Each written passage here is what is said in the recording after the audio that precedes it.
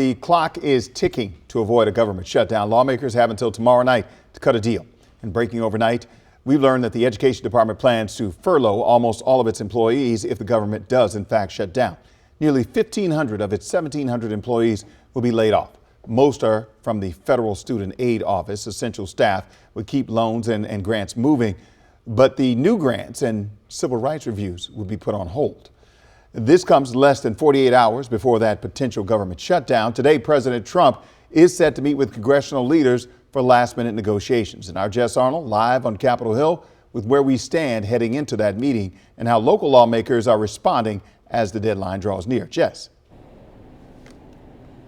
Good morning. Yeah, well, today's meeting between House and Senate majority and minority leaders comes a week after President Trump canceled a meeting with top Democrats. Now, as far as we know, both sides seem to be digging their heels in terms of what they want out of the spending package. The Democrats, again, pushing for subsidies related to the Affordable Care Act. GOP leaders wanting to just extend the current spending package. So I want you to take a listen to what Speaker Mike Johnson has to say, as well as Maryland Senator Chris Van Hollen.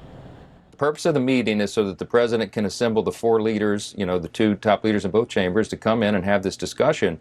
And I talked with him at length yesterday about this, and he's going to tell Chuck Schumer and Hakeem Jeffries to stop playing political games. What we're saying is that we should turn off this ticking time bomb, which Republicans left in place, that's going to create a huge spike in health care premiums for about 20 million Americans.